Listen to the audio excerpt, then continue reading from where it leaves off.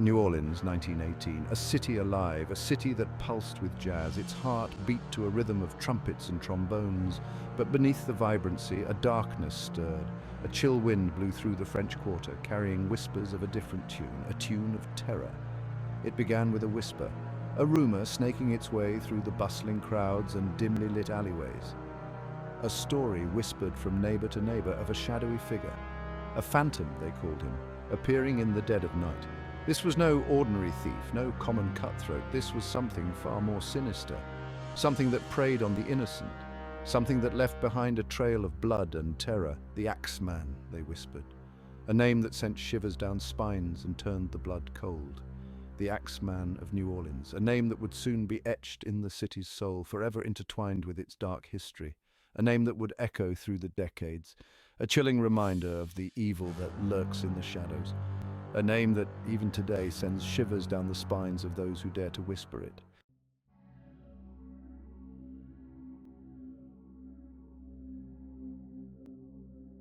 The rumors began subtly, like a faint drumbeat in the distance. People spoke of strange noises in the night, a creak on the stairs, the sound of shattering glass, a chilling thud that made the hairs on the back of their necks stand on end. Then the whispers grew louder, more insistent, like a crescendo building to a terrifying climax.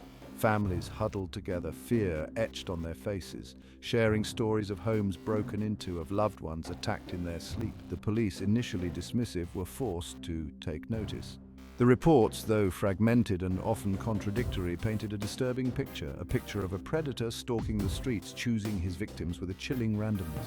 The city, once a haven of music and laughter, was slowly being choked by a suffocating blanket of fear. The joyous melodies of jazz were now punctuated by the terrified whispers of a city under siege. The Axeman was out there, and he was coming for them.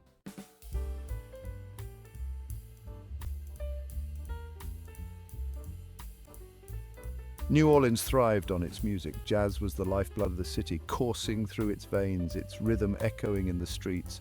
From the grandest concert halls to the smallest, smokiest bars, the sound of trumpets, trombones, and saxophones filled the air. But now the music took on a different meaning. It became a symbol of defiance, a way for the people of New Orleans to reclaim their city from the grip of fear. They played their music louder, the notes a defiant roar against the darkness. In the face of terror, they found solace in the familiar melodies. The music was a reminder of their shared humanity, a beacon of hope in the encroaching darkness. It was a way to drown out the whispers, to silence the fear, to pretend, even for a moment, that the Axeman didn't exist. But the truth was, the music couldn't drown out the fear completely. It couldn't erase the images of the victims, the brutal reality of the Axeman's crimes. The music was a temporary reprieve, a fleeting moment of solace in a city teetering on the brink of chaos.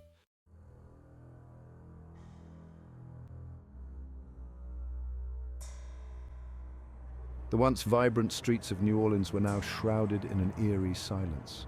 Gone was the carefree laughter, the joyful sounds of music spilling out from every doorway. In its place was a palpable tension, a fear that hung heavy in the humid air. Families, once accustomed to leaving their doors unlocked, now bolted them shut, barricading themselves inside their homes. Sleep, once a refuge, became a terrifying prospect, haunted by nightmares of the Axeman's blade. The city, once a melting pot of cultures and traditions, now felt fractured, divided by fear and suspicion. Neighbors, once friendly and welcoming, now eyed each other with distrust, their faces etched with worry. The Axeman had cast a long shadow over New Orleans, plunging the city into a state of perpetual anxiety. The rhythm of life, once so vibrant and carefree, had been disrupted, replaced by the steady beat of fear.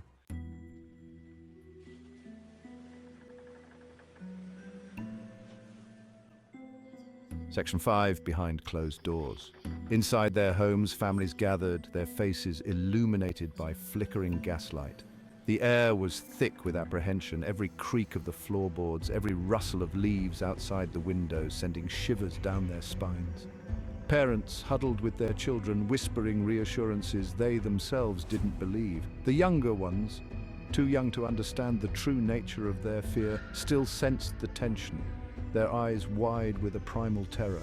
Men, their faces grim, took turns standing guard, their fingers tightly gripping whatever makeshift weapons they could find. Every shadow seemed to hold a threat, every unexplained noise a harbinger of doom.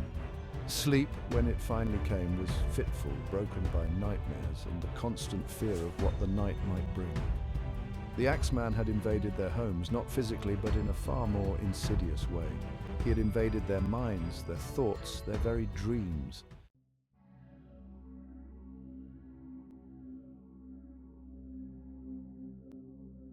Section 6. The letter.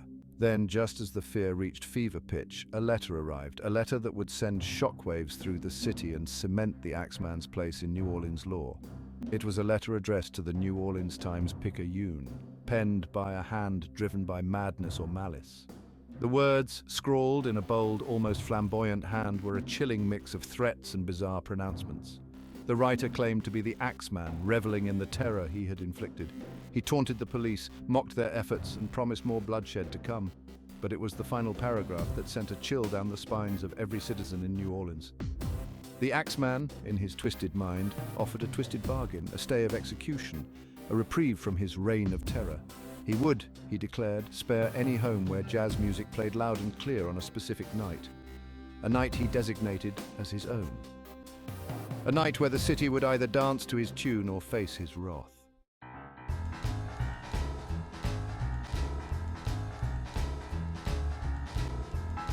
Section 7, Jazz and Jitterbugs. The city held its breath. The Axeman's letter, reprinted in full in the Times-Picayune, had thrown New Orleans into a state of utter bewilderment. Fear warred with confusion, terror with a strange sense of the absurd. Was this a cruel joke, a madman's ramblings? Or was it a genuine offer, a twisted game by a killer who seemed to revel in the fear he inspired? The people of New Orleans, desperate for any glimmer of hope, clung to the Axeman's words. If jazz was what he wanted, then jazz he would get. Musicians, their initial fear giving way to a defiant spirit, took to the streets, their instruments, their weapons against the darkness. The air, once heavy with dread, now vibrated with the sounds of trumpets and trombones, clarinets and saxophones. Jazz, the city's soul, became its shield, its weapon, its prayer.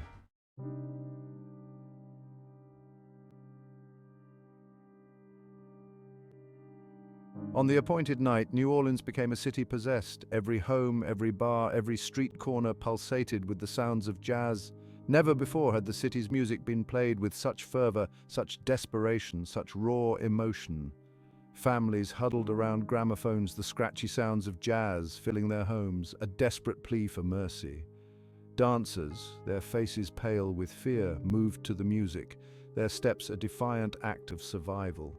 From the grandest ballrooms to the smallest juke joints, the music played on, a defiant roar against the darkness that threatened to engulf them.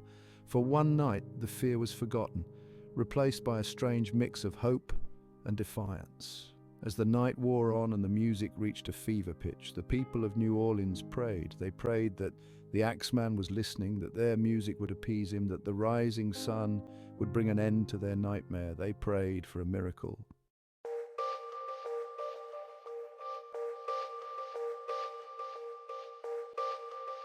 May of 1918 dawned like any other in New Orleans. The humid air thrummed with the promise of summer, a symphony of cicadas and birdsong filling the air. The French Quarter, always alive with a vibrant energy, bustled with activity. Shopkeepers arranged their wares, their calls mingling with the laughter of children playing in the streets. The aroma of chicory coffee and beignets wafted from corner cafes, enticing passers-by. Life, it seemed, went on as it always had, oblivious to the darkness lurking just beneath the surface. But beneath the surface, a current of unease had begun to stir. Whispers of strange occurrences, of things that went bump in the night, circulated through the city's veins like a fever dream. Doors that were once left unlocked were now bolted shut. Families, once accustomed to the city's easy rhythm, now huddled together, their laughter tinged with a nervous energy. The city, it seemed, was holding its breath, bracing itself for something unknown, something sinister.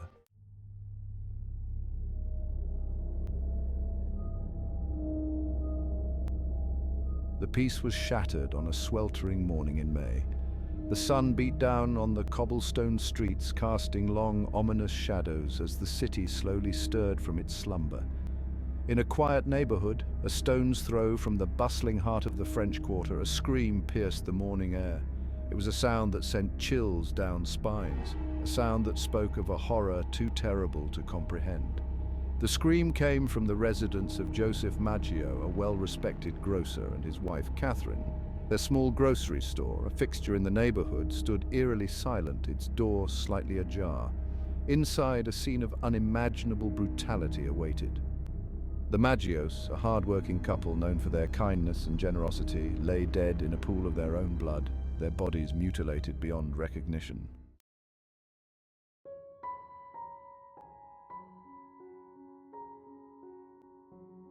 Joseph and Catherine Maggio were, by all accounts, pillars of their community. They had emigrated from Italy years earlier, their dreams filled with the promise of a better life in the land of opportunity. Through hard work and unwavering determination, they had built a life for themselves in New Orleans, their small grocery store, a testament to their resilience and spirit. They were known for their warm smiles, their willingness to extend credit to those in need, their genuine love for their adopted city. Their neighbors, a mix of Italian immigrants and Creole families, were drawn to their warmth and generosity. The Maggio's grocery store was more than just a place to buy provisions. It was a gathering place, a hub of community life, a symbol of the American dream realized. The brutality of their deaths sent shockwaves through the neighborhood, leaving an unfillable void in the hearts of those who knew them. The news spread like wildfire, carried on the wind, whispered from neighbor to neighbor, each retelling adding to the growing sense of horror and disbelief.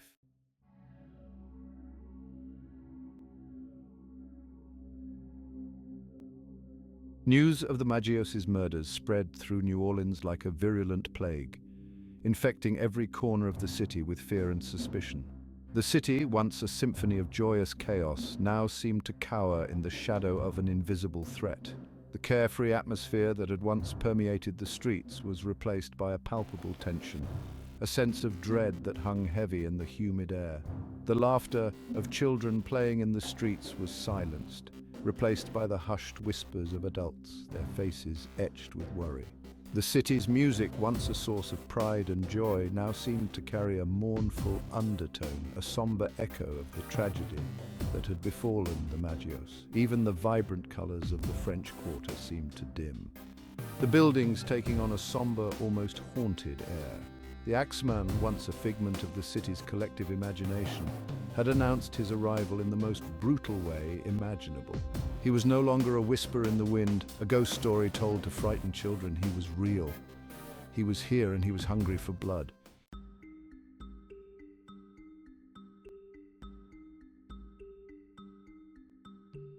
The New Orleans Police Department, initially dismissive of the rumors of an axe-wielding madman, was now faced with the gruesome reality of the Maggios' murders. The brutality of the crime, the sheer savagery of the attack sent shockwaves through the force, forcing them to confront a terrifying possibility. Detectives, their faces grim, swarmed the Maggios' home, their every move documented by a press eager for any scrap of information. The crime scene, a macabre tableau of blood and violence, offered few clues. The murder weapon, an axe, was found near the bodies, but it yielded no fingerprints, no trace of the killer. The house, though ransacked, seemed to be missing nothing of value. Ruling out robbery as a motive, the investigation, hampered by limited forensic technology and a growing sense of panic, seemed to hit dead end after dead end. The Axeman, it seemed, was a phantom, leaving no trace of his presence save for the carnage he left in his wake.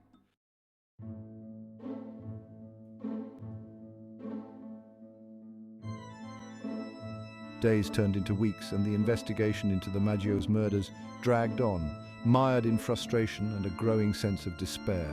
The police, under increasing pressure from a terrified public, chased down every lead, no matter how flimsy, but to no avail. Witnesses, their memories clouded by fear and the passage of time, offered conflicting accounts of the events leading up to the murders. Some claimed to have seen a shadowy figure lurking near the Maggios' store in the days leading up to the attack, while others swore they had heard strange noises coming from the house in the dead of night. Theories abounded, each more outlandish than the last. Some whispered that the Maggios had been the victims of a vendetta, their deaths a gruesome message from a rival business owner. Others speculated that they had stumbled upon a secret society, their murders a ritualistic killing meant to silence them. The police, however, remained unconvinced. The lack of a clear motive, the seemingly random nature of the attack, and the phantom-like nature of the killer himself left them grasping at straws. The Axeman, it seemed, was a master of evasion, his motives as impenetrable as the darkness from which he emerged.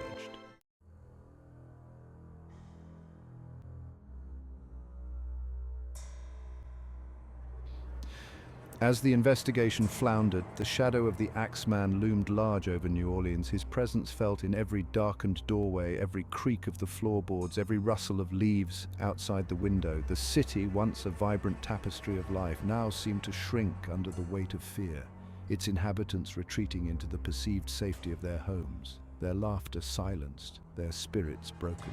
The streets, once teeming with life, were now eerily deserted after nightfall. The silence broken only by the mournful wail of distant trains and the occasional bark of a dog. Parents kept their children indoors, warning them of the boogeyman who roamed the streets, his axe thirsty for blood. The Axeman had become more than just a killer. He had become a symbol of the city's collective fear, a manifestation of the darkness that lurked beneath the surface of their seemingly carefree existence. He was a reminder that even in the heart of civilization, evil could flourish, and that no one, not even in the supposed safety of their own homes, was truly safe. The Italian community, already facing prejudice and discrimination, bore the brunt of the fear that gripped New Orleans. The Maggios, with their warm smiles, had been a symbol of hope, their success a testament to the American dream. Now, their brutal death served as a chilling reminder of the fragility of their existence. Rumors spread like wildfire, whispering of vendettas and secret societies. Families huddled together, their fear palpable. Doors that were once open to neighbors were now bolted shut. As fear tightened its grip on New Orleans, residents took matters into their own hands. The police seemed powerless to stop the Axeman, so people decided to protect themselves. Gun sales soared, and homes were transformed into makeshift fortresses. Neighborhood watch groups patrolled the darkened streets, their footsteps echoing in the eerie silence. Every creak, every rustle sent hearts racing, turning the city into a place of paranoia and dread.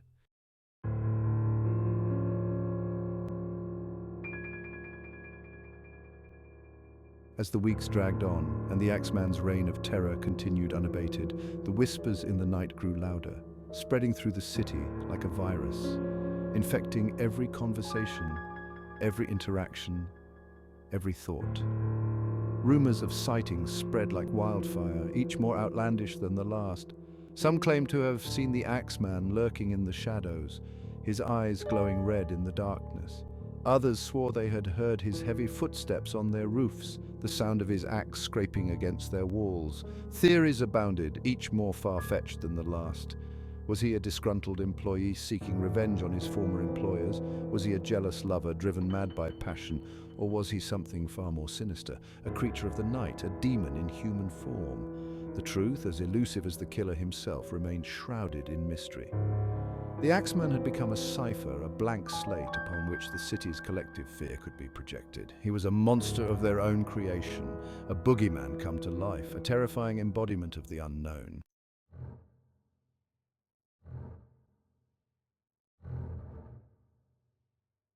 Weeks stretched into an agonizing summer.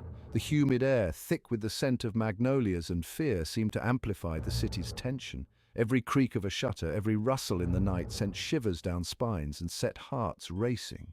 New Orleans, a city that thrived on its vibrant nightlife, now retreated indoors as soon as darkness fell. The joyous melodies of jazz, once a source of pride and celebration, were now played softly, almost hesitantly, as if afraid to attract unwanted attention. The memory of the Maggio's murders hung over the city like a shroud, a constant reminder of the evil that lurked in their midst. The Axeman, once a whisper in the wind, had become an inescapable reality, his presence felt in every darkened doorway, every empty street corner. The people of New Orleans, Their nerves, frayed by weeks of fear and uncertainty, waited with bated breath for the next strike, their once unshakable belief in the safety of their city shattered by the knowledge that a monster walked among them.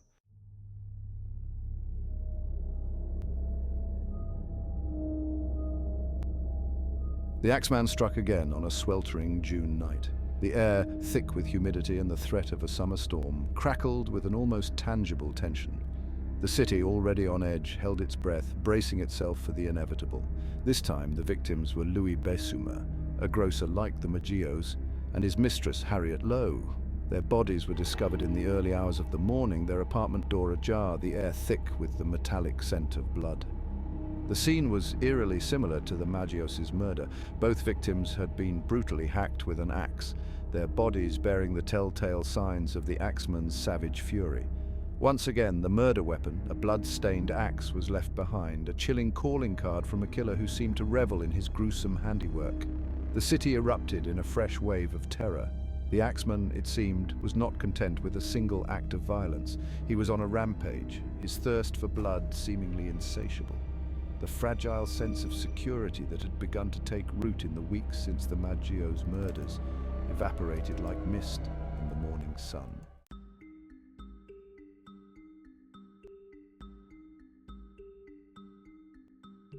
As the initial shock subsided, a chilling pattern began to emerge from the carnage. Like the Maggios, Bessumer was a grocer, his business catering to the city's Italian community. The fact that both attacks targeted grocers, and Italian ones at that, was no coincidence. The Axeman, it seemed, had a type. He was stalking the city's Italian neighborhoods, his axe a symbol of terror aimed directly at the heart of their community.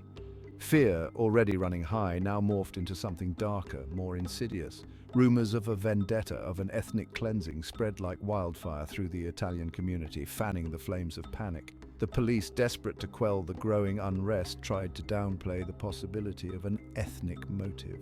They pointed to the fact that Louis Bessumer's mistress was not Italian, but their words rang hollow in the face of the undeniable pattern that was emerging. The Axeman, whether driven by racial hatred or some other twisted motive, had chosen his targets carefully, his attacks calculated to instill maximum terror and sow discord within the city's diverse population.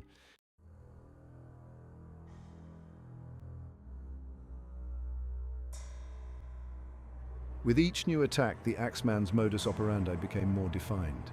He struck in the dead of night, slipping into homes with an almost supernatural ease, his movements silent, his presence undetected until it was too late. His weapon of choice was always an axe, a crude but effective tool that he wielded with brutal efficiency. He favored blunt force trauma, delivering blow after blow to his victims, often crushing their skulls and leaving behind a scene of unimaginable carnage. But it was the way he left his crime scenes that truly set him apart. Unlike other criminals who went to great lengths to conceal their deeds, the Axeman seemed to revel in the horror he inflicted.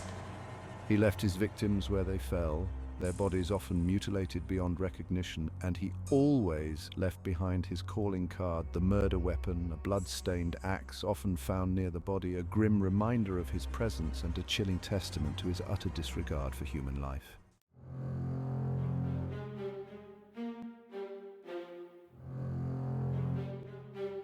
Section 5. The Investigators.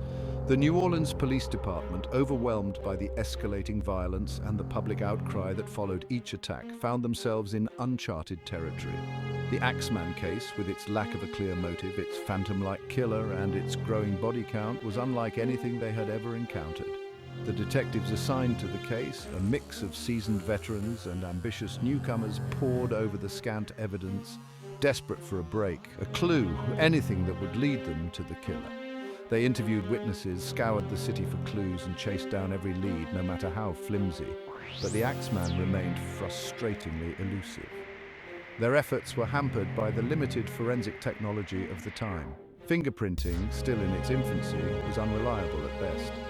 Blood typing existed, but was rarely used in criminal investigations. The detectives were forced to rely on eyewitness accounts, circumstantial evidence, and their own intuition, a combination that proved woefully inadequate against a killer as cunning and ruthless as the Axeman.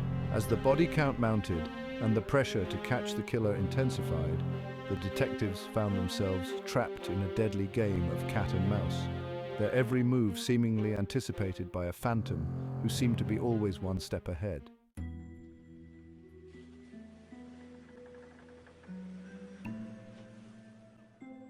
Section 6.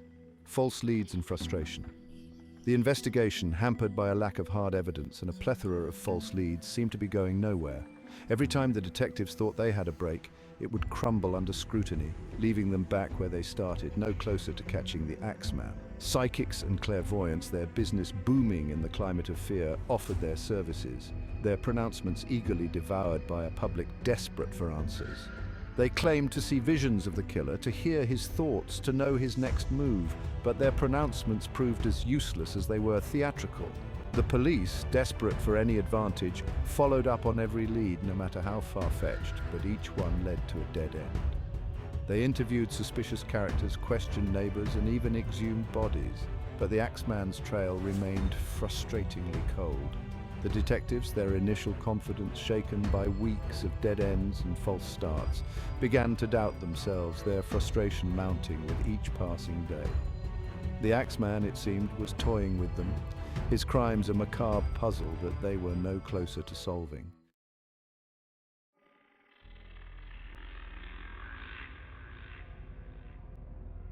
Section 7. The weight of evidence. Despite the lack of a definitive breakthrough, the weight of the evidence pointed towards a chilling possibility. The Axeman was not simply a random killer, driven by madness or bloodlust. He was methodical, almost surgical in his choice of victims, his attacks seemingly planned in advance. The fact that he targeted grocers, particularly those of Italian descent, suggested a motive beyond mere robbery or random violence. Was he motivated by ethnic hatred, his crimes a twisted form of vigilantism? Or was there something more, some deeper connection between the victims that eluded the investigators? The detectives, their minds racing, explored every possibility. They delved into the victims' past, searching for any connection, any common thread that might lead them to the killer. They investigated rival businesses, disgruntled employees, and spurned lovers, but no clear motive emerged. The Axeman, it seemed, was a master manipulator, his crimes designed to mislead and confound. He was a phantom, hiding in plain sight, his motives as elusive as his true identity.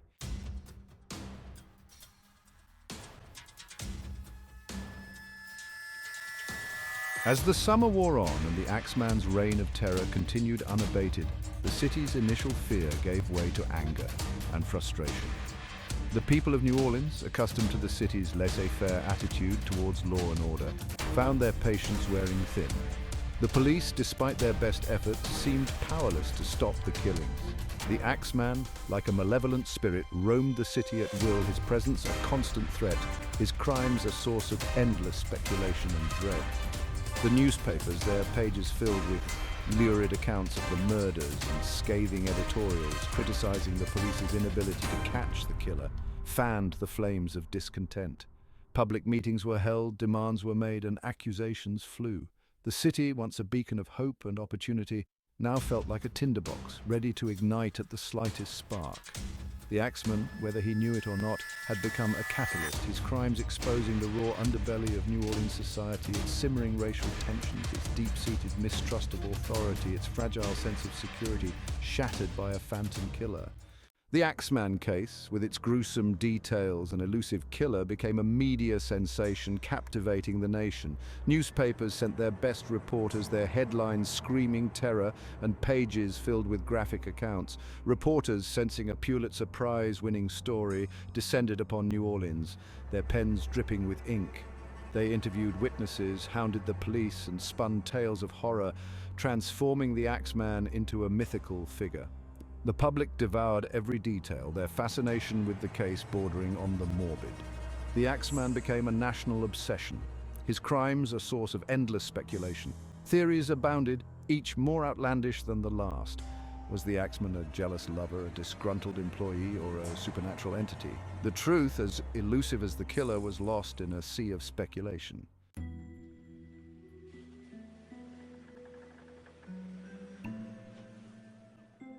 As the summer of 1918 drew to a close, the Axeman's reign of terror continued unabated.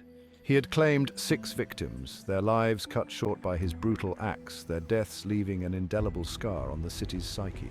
The people of New Orleans, their nerves frayed by months of fear and uncertainty, lived in the shadow of the Axeman, his presence a constant reminder of their own mortality. The city, once a beacon of hope and opportunity, now felt like a prison, its inhabitants trapped by their own fear. The police, despite their best efforts, seemed no closer to catching the killer. The Axeman, like a malevolent spirit, roamed the city at will, his motives as elusive as his true identity. The Axeman had become more than just a killer. He had become a symbol of the city's collective fear, a manifestation of the darkness that lurked beneath the surface of their seemingly carefree existence. He was a reminder that even in the heart of civilization, evil could flourish, and that no one, not even in the supposed safety of their own homes, was truly safe.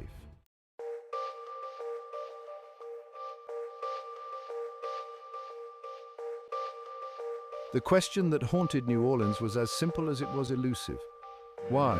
Why these victims? Why this brutality? Why the chilling randomness that defied logic and fueled terror?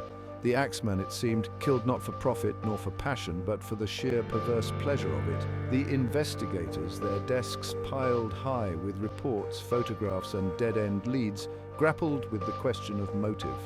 Was there a pattern, a hidden connection between the victims that eluded their grasp, or was the Axeman truly driven by a chaotic impulse, a thirst for blood that defied rational explanation?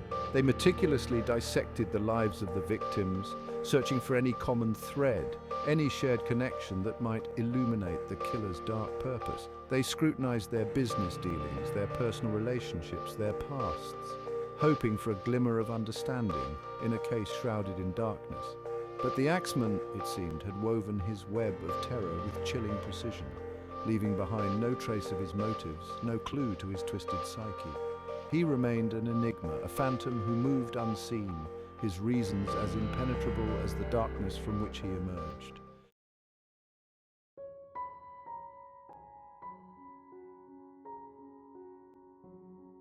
The Axeman's reign of terror had a chilling effect on the social fabric of New Orleans. Fear, like a virus, spread through the city's veins, infecting every conversation, every interaction, every relationship. Trust, once the bedrock of the community, crumbled under the weight of suspicion. Neighbors, once accustomed to the easy familiarity of shared porches and casual greetings, now eyed each other with suspicion, their faces etched with fear and uncertainty. Whispers followed them like shadows, fueling paranoia and distrust. The city's famed joie de vivre, the spirit of celebration and camaraderie that had always defined New Orleans, seemed to evaporate like mist in the morning sun. In its place, a chilling silence descended, broken only by the mournful wail of jazz funerals and the constant murmur of fear. The Axeman, it seemed, had achieved what no hurricane, no flood, no epidemic had ever been able to do. He had fractured the spirit of New Orleans, turning neighbor against neighbor, plunging the city into a darkness deeper than any storm.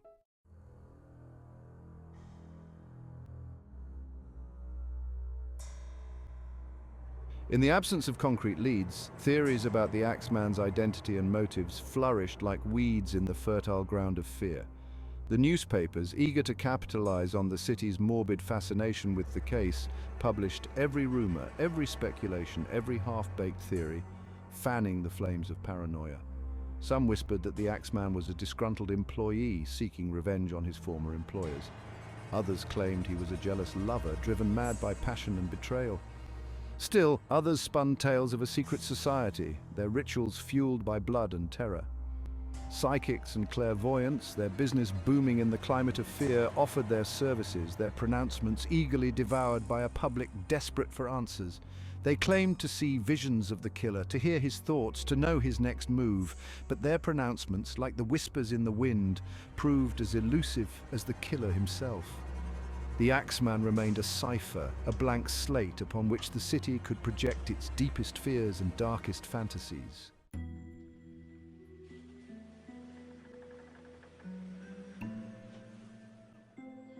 One theory, whispered in hushed tones and fueled by the city's long and colorful history of organized crime, centered on the mafia. The Black Hand, as it was known, cast a long shadow over New Orleans, its influence felt in every facet of city life, from the docks to the halls of power. The fact that many of the Axeman's victims were Italian grocers, a profession often associated with mafia protection rackets, fueled speculation that the killings were not random acts of violence, but rather calculated messages sent by the underworld. Were the victims refusing to pay protection money? Had they crossed a powerful mafia don? Or were they simply caught in the crossfire of a larger power struggle, their lives deemed expendable in the ruthless calculus of organized crime? The police, their resources stretched thin, and their relationship with the city's Italian community, already strained by suspicion and mistrust, were reluctant to pursue the mafia angle too aggressively. To do so, they feared, would only inflame tensions and make their already difficult job even more challenging.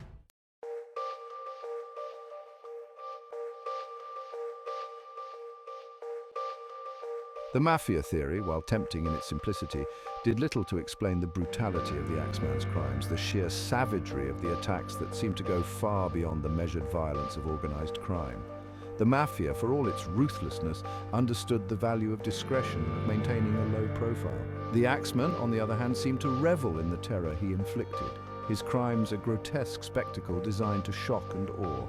He left behind a trail of carnage that spoke not of calculated retribution, but of something far more primal, far more disturbing. The investigators, their minds weary from chasing shadows and dead ends, found themselves questioning everything they thought they knew about the case. Was the Axeman a mafia enforcer, his methods a gruesome departure from the norm, or was he something else entirely, a force of chaos operating outside the established rules of the underworld? The more they delved into the case, the more they realized they were dealing with a killer who defied easy categorization, a predator whose motives remained as elusive as the fog that clung to the Mississippi River.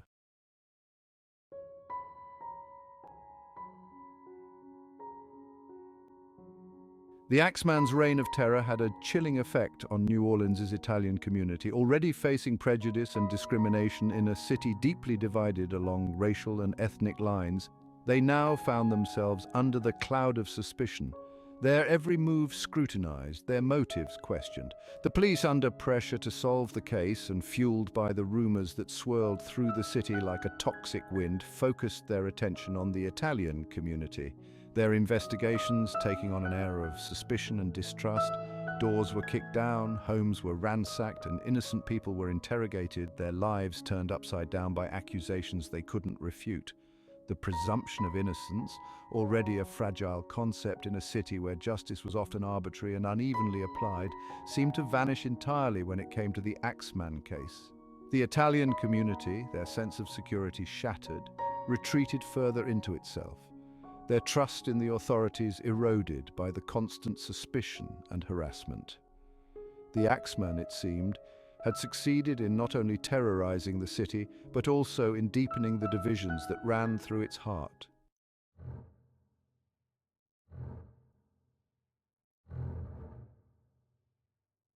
The weight of accusation hung heavy over the Italian community, a dark cloud that threatened to suffocate their dreams and aspirations.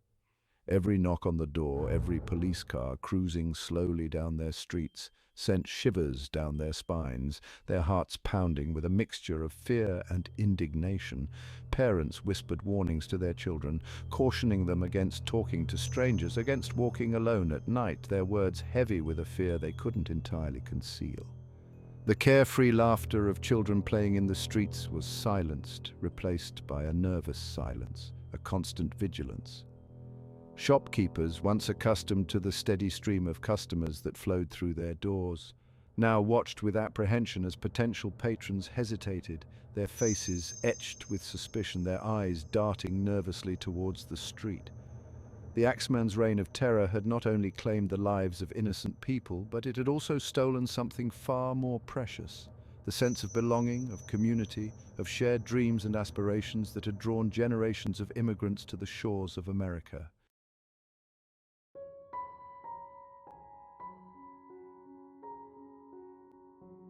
As weeks turned into months and the Axeman continued to elude capture, a sense of frustration and despair settled over New Orleans.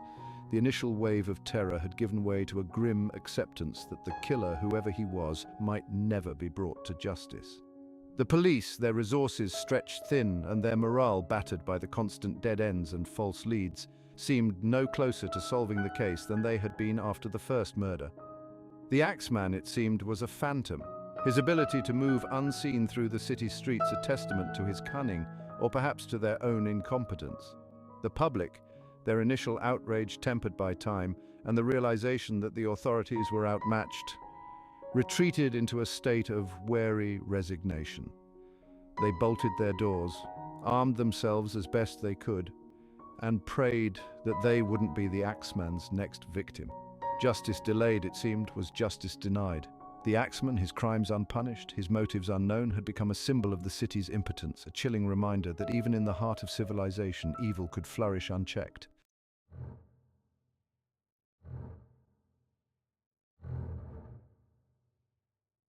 The Axeman's reign of terror exacted a heavy toll on New Orleans, a price measured not only in the lives lost but also in the erosion of trust, the fracturing of community, and the pervasive sense of fear that seeped into every aspect of city life. The city, once famed for its vibrant nightlife, its music-filled streets and its carefree spirit, now seemed to cower in the shadow of the Axeman, its inhabitants haunted by the knowledge that a monster walked among them. The economic impact was undeniable. Businesses, particularly those owned by Italians, suffered as customers stayed home, fearful of becoming the Axeman's next victim.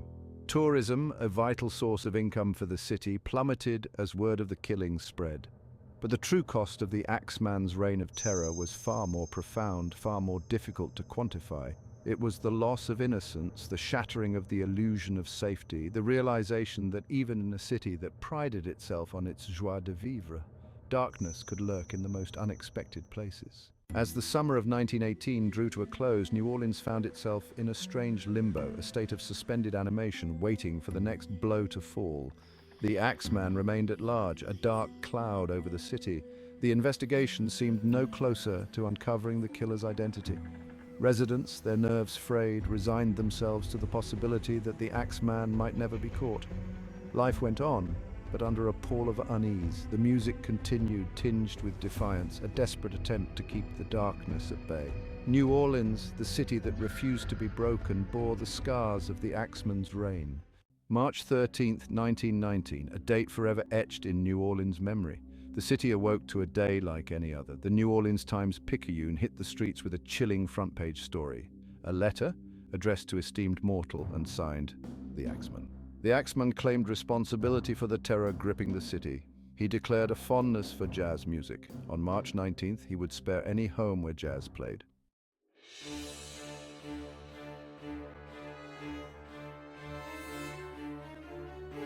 The city held its breath, caught between terror and a strange, desperate hope. Was this a cruel joke, a madman's ramblings, or a genuine offer, a twisted game by a killer who seemed to revel in the fear he inspired? The police, their initial skepticism tempered by the sheer audacity of the letter, were forced to take the Axeman's ultimatum seriously. To ignore it, they knew, would be to risk a bloodbath on a scale that would make the previous attacks pale in comparison. The public, desperate for any glimmer of hope in a city shrouded in fear, clung to the Axeman's words like a drowning man to a piece of driftwood. If jazz was what he wanted, then jazz he would get. The city, united in its terror, prepared to fight back the only way it knew how, with the power of its music. Musicians, their initial fear giving way to a defiant spirit, dusted off their instruments, their trumpets and trombones, their clarinets and saxophones transformed into weapons against the darkness. If the Axeman wanted a concert, then New Orleans would give him a concert he would never forget.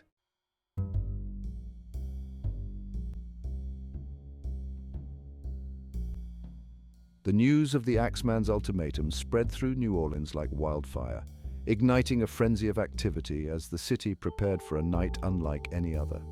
The streets, usually quiet after dark, buzzed with a nervous energy as residents, their faces a mixture of fear and determination, went about their preparations.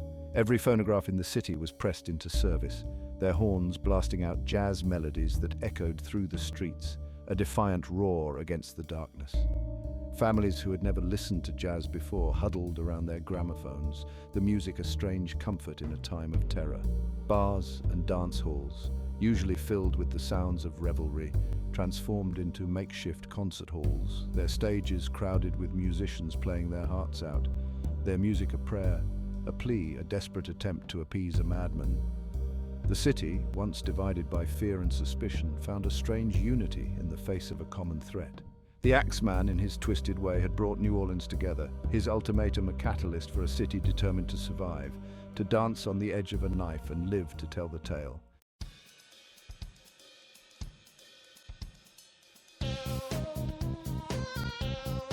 Jazz, born in New Orleans' back alleys, had always been about defiance and freedom.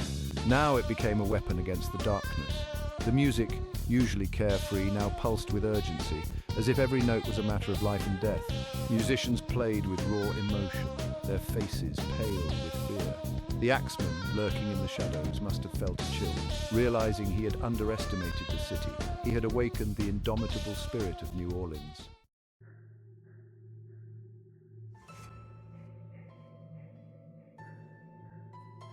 The night of March 19, 1919, dawned over New Orleans like no other.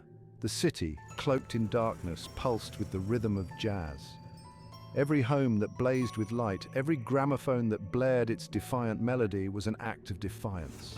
The Axeman, in his attempt to break the city, had inadvertently given it a gift, a chance to confront its fear head-on.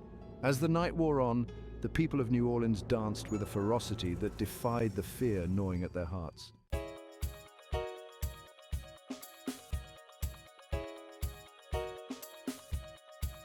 The rhythm of the music seeped into the very soul of the city, speaking of resilience and defiance. The music, born of struggle, became the city's lifeline, its heartbeat. The Axeman, listening in the shadows, must have felt a chill as he realized the futility of his threats. The music had become a symbol of the city's defiance, a rallying cry against his reign of terror. As dawn broke, a collective sigh of relief swept over New Orleans. They had survived the night.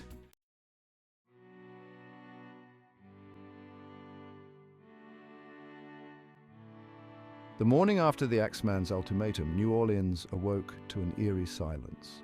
The music had stopped and the streets were deserted. The newspapers reported no new attacks. The Axeman had kept his word. A cautious optimism spread through the city, a fragile hope that the nightmare was over. The people of New Orleans emerged from their homes, their faces pale with relief and apprehension. Life began to return to normalcy, with streetcars clanging and vendors calling. The music, tentatively at first, began to seep back into the streets, a balm to wounded souls.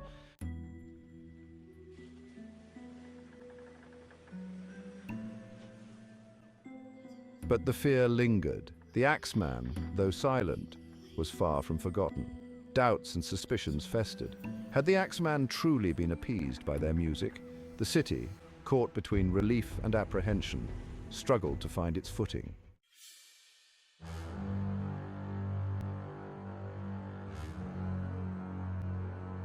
The Axeman's ultimatum had changed the way New Orleans viewed its music.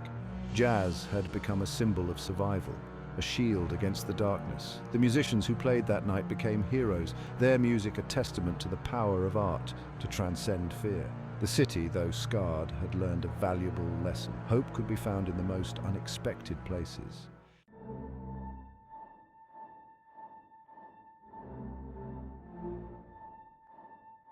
The spring of 1919 stretched on, the city caught in a strange limbo. The Axeman, though silent, was a constant presence in the city's consciousness. The people of New Orleans went about their lives with a newfound sense of caution, their eyes constantly scanning their surroundings.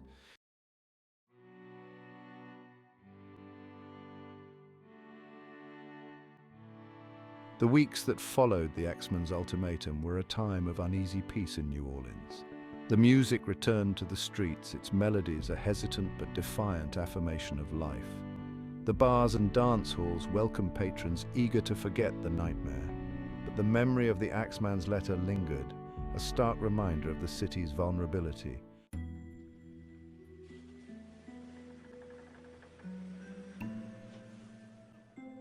As the weeks turned into months, a cautious optimism began to take root in the city, but whispers of doubt lingered, fueled by the knowledge that the Axeman had never been caught.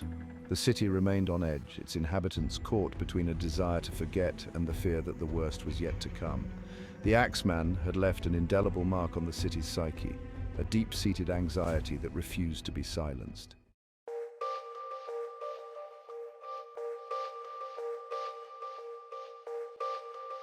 The summer of 1919 descended upon New Orleans like a humid blanket. Life on the surface had returned to normalcy, but a current of unease still ran through the city's veins.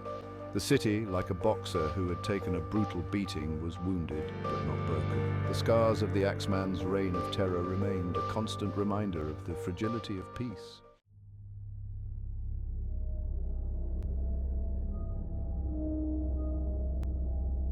The night of August 10th, 1919, dawned like any other in New Orleans. Music spilled out from bars and dance halls, but it was not enough to drown out the fear. The Axeman returned, his silence shattered by the sound of splintering wood and the screams of his victims. The peace lay shattered, its fragments scattered like broken glass on the cobblestone streets. The city, stunned by the resurgence of violence, reeled in shock and disbelief.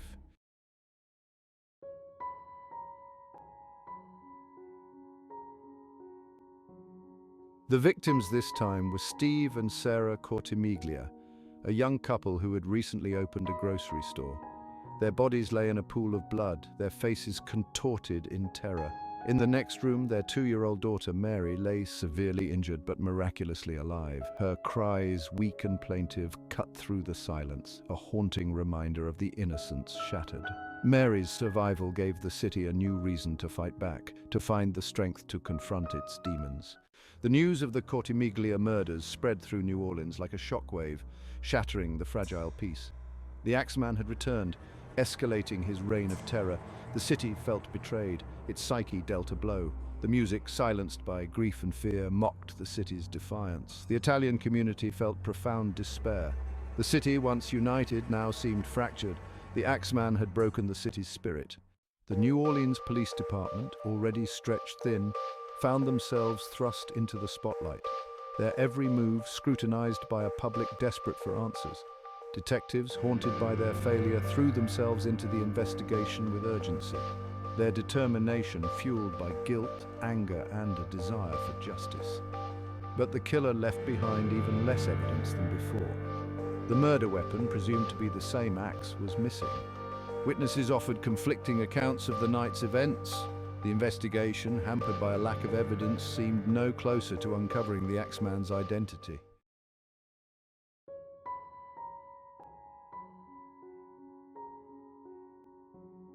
The Axeman, despite the best efforts of the New Orleans Police Department, was never caught.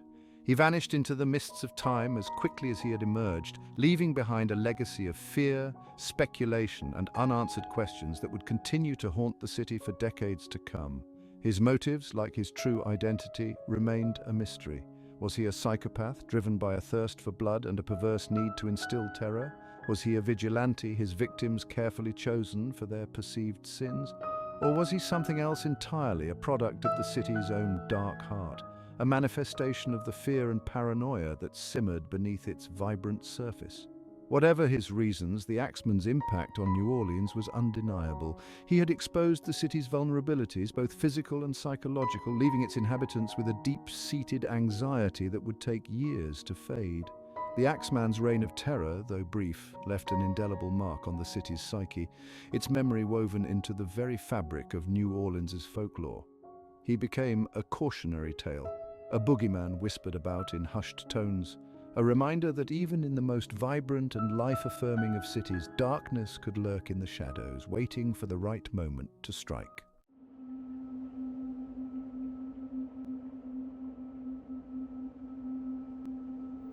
The Axeman's reign of terror ended as abruptly as it began. Like a phantom, he vanished into the humid New Orleans night, leaving behind a trail of unanswered questions. The silence was more unsettling than the violence. The investigation eventually went cold. The Axeman disappeared, his secrets intact. His motives remained elusive. Who was the Axeman? A lone madman or a cunning mastermind, or was there a more sinister explanation? These questions became part of his legacy. The city that birthed jazz now wrestled with a mystery, a puzzle with missing pieces.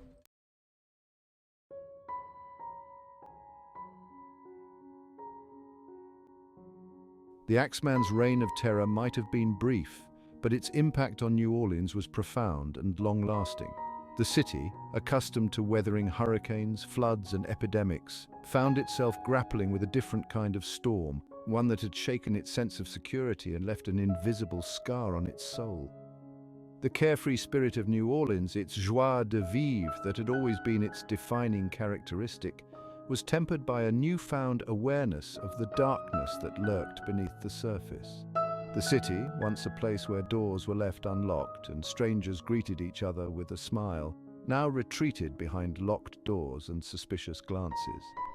Yet, in the aftermath of terror, a different kind of resilience emerged. The Axeman, in his attempt to break the city, had inadvertently revealed its strength. New Orleans, a city forged in the crucible of hardship and adversity, refused to be defined by fear. The music, silenced for a time, returned with a renewed vigor, its rhythms a defiant celebration of life in the face of death. The Axeman, though never brought to justice, had inadvertently breathed new life into the city's cultural identity. His legend woven into the tapestry of stories, songs, and traditions that made New Orleans unique. The Axeman's infamous letter demanding jazz music forever linked his terror with New Orleans' soul.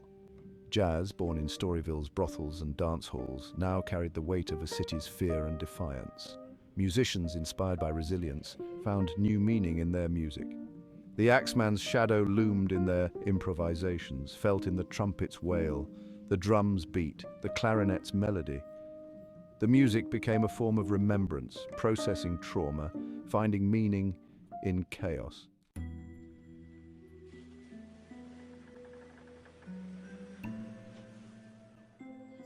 The Axeman's story, fueled by the mystery surrounding his identity and motives, refused to be confined to the history books. He became a fixture in New Orleans folklore, his legend passed down through generations, his name whispered in hushed tones late at night. The lack of a definitive conclusion only added to his mystique. Theories abounded, each more outlandish than the last, ranging from disgruntled lovers to vengeful spirits to voodoo rituals gone wrong. Every neighborhood had its own Axeman story, every family its own theory about who he was and why he had chosen to terrorize their city. Writers, drawn to the darkness that lay beneath the city's vibrant surface, found fertile ground in the Axeman's story. Novels, plays, and films explored his crimes, each offering a different interpretation of the events, each adding a new layer to the legend. The Axeman, in death as in life, continued to exert a strange hold over the city's imagination. He became a cautionary tale, a reminder that even in the most vibrant and life-affirming of places, darkness could lurk in the shadows, waiting for the right moment to emerge. The Axeman's story, though rooted in a specific time and place, continues to resonate with audiences today, a testament to the enduring power of fear and the human fascination with the unknown. In an age of serial killers and mass shootings, his crimes, though shocking for their time, seem eerily familiar. A reminder that the capacity for violence lies dormant within us all. The people of New Orleans, though terrorized by the Axeman's crimes, ultimately found solace and strength in each other, their shared experience forging a bond that transcended their fear. The Axeman might have silenced the music for a night, but in the end, it was the music that endured.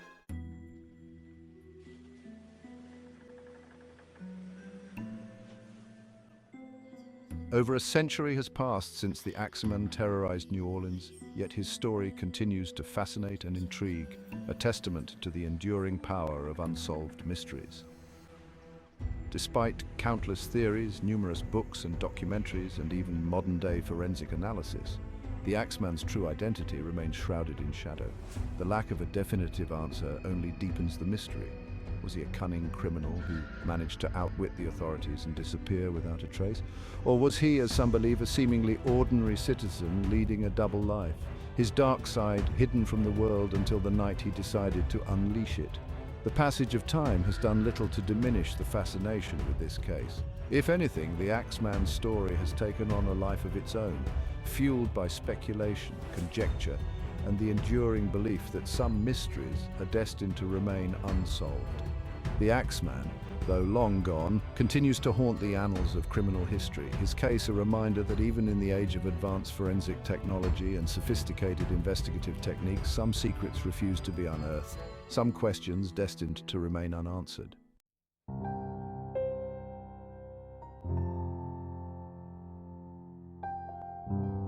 The Axeman's reign of terror remains a dark chapter in New Orleans' long and storied history. It is a reminder that even in a city known for its vibrant culture, its infectious music, and its joie de vivre, darkness can lurk in the most unexpected places. Yet the story of the Axeman is also a testament to the city's resilience, its ability to confront adversity with courage, creativity, and an unshakable belief in the power of community. New Orleans, a city built on a foundation of resilience, emerged from the Axeman's shadow stronger, its spirit unbroken. The music, silenced for a time, returned with a renewed vigor, its rhythms echoing through the streets, a defiant celebration of life in the face of death. The Axeman's story, though tragic, became woven into the fabric of the city's folklore, a reminder of its past and a testament to its enduring spirit. New Orleans, a city of shadows and light, continues to captivate and intrigue, its history a rich tapestry woven from equal parts joy and sorrow, resilience